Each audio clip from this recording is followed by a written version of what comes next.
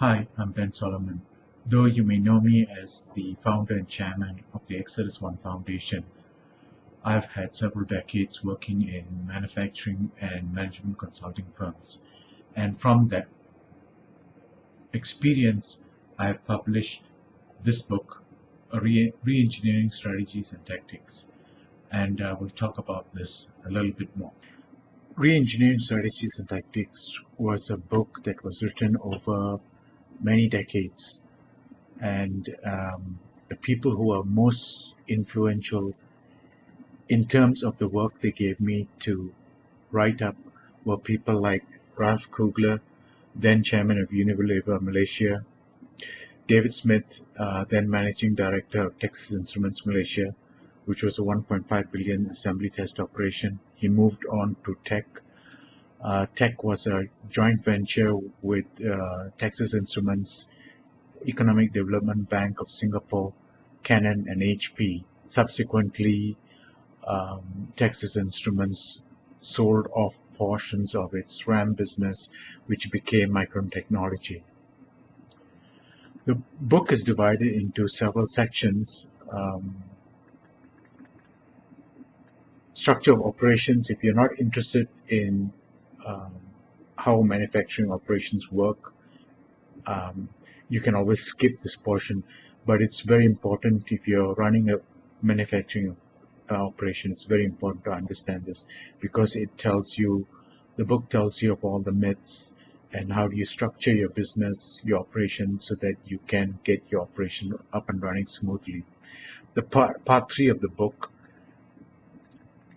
is about the tools that we'll use, that I've used to do my business re-engineering, and why we need to do re-engineering. Issues with forecasting. Forecasting is the big stumbling block in manufacturing operations, and I explain how to solve that problem once and for all. The real thing about this, the most important thing about this book is the holistic business model, and it consists of 3 layers: the operations layer, the revenue transaction layer. This is how you generate your revenues, either through value identity or your brands, or how you present yourself, or how you create transactions, and what type of competencies you're using. And the most important piece for a business strategy point of view is the business and management layer, which consists of two layers. Because there's so much material to pack into one layer, it's usually split up into 2 pieces, and let's get to that immediately.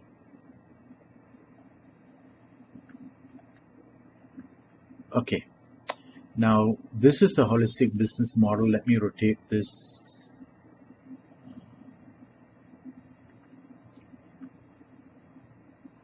This is the holistic business model. It's about business strategy, and let's go back one page.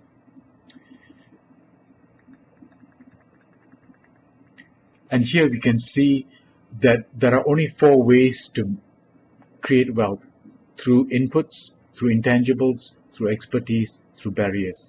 This is the ideal position. And so this is a framework, this is a framework, this is a framework, this is a framework, this is a framework. In the business management layer, the 4 frameworks here are interlocked with each other. And so you have the market advantage framework, which is dependent on market price structure and market product structure. And so you have scale economies, innovation or niche, differentiation, and scope economies. They sit here.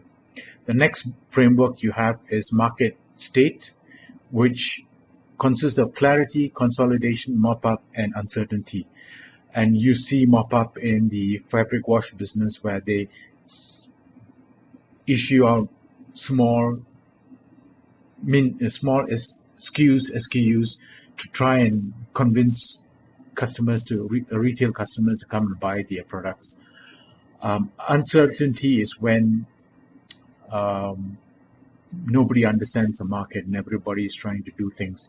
And this is, if you're in the banking business and you're doing lending, this is one segment of companies in this uncertainty you want to avoid. Ideally, you want to lend to people in clarity, companies in clarity, consolidation, or mop-up. The third framework is market economics. It determines how your cost structure affects your business model. For example, this is the endurance game. Unit cost game is that your fixed price is a curve like that. Variable cost game, I know most people put it as a slope, straight line slope, but it's actually per unit cost, it's a flat line. And so the total unit cost becomes a slope. And then your equity game. The fourth model is market sustainability, which tells us how market growth and profitability are related. And in this quadrant, you have variability drains profit, which is equivalent to the Boston Consulting Group's dog, and self-sustained growth, which is equivalent to the Boston Consulting Group's matrix of the cow, so the cash cow. So this is how these work. So when we put this market share structure on this side and the profitability on this side, these four matrix frameworks tell us that we have inputs, intangibles, barriers, and expertise as the only means of creating wealth. Along this line, we see along this edge, we see that it's an economic game theory is that of an optimum location game. And when the market is fragmented, the market is unable to find an optimum location. So you have multiple locations, which is equivalent to multiple products. Here you have Markov chains. It's a little bit more sophisticated, but basically it says if a customer buys your product, what is the likelihood that he will come back and buy the same brand the next purchase? And on this side, you have zero-sum game, win-win game. This is back to economic game theory.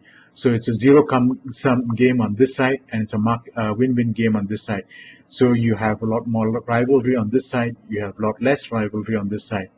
And up here, in the market sustainability, it's a resource bidding game, which is a Dutch auction up here, and it's a regular auction down here. So that basically sums up the model. And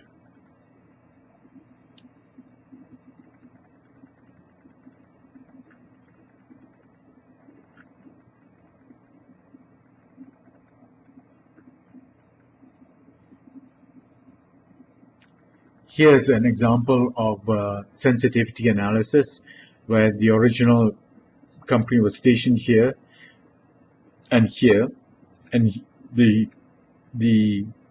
share structure suggests that the company could move up to the mop-up, and correspondingly, when this guy moves up here, because you're locked along the horizontal axis, so you have to similarly move up on this side.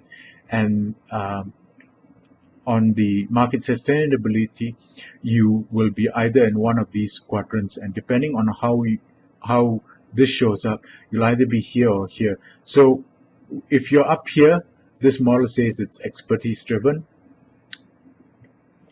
If you're not premium priced, so you're expertise driven. If you're low, if your profitability is low, you are inputs driven.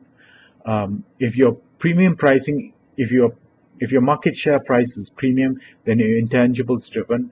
If it's not, it's inputs.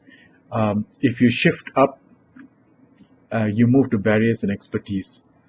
And this gives you a very quick and fast way of understanding your business and your competitor's business, because you can look at anecdotal information and your perception. For example, you can say, oh, your competitor is actually niche because he's a little bit too small, a little bit too focused to be here.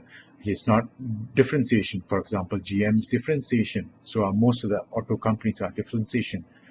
but Tesla is niche. That you can tell from the logic of what you've read in the news stories. Well, I hope that was a good brief introduction. You could see that there's too much to talk about just by looking at that one page. You could see how Tesla and GM were separated, and therefore when you move down to the framework below, it shows you that Tesla is locked on the left side of the framework and GM and Toyota are locked on the right side of the framework.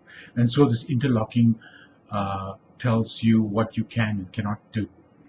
Hope you enjoyed the short introduction to the book. I hope also that you will purchase the book and apply it to your business and watch how your competitors behave. If you're an investor, you will have a better idea of what is the potential and the downside risk of your invested companies. And if you're a banker, it will help reduce the risk of investing in the wrong type of companies. Thank you.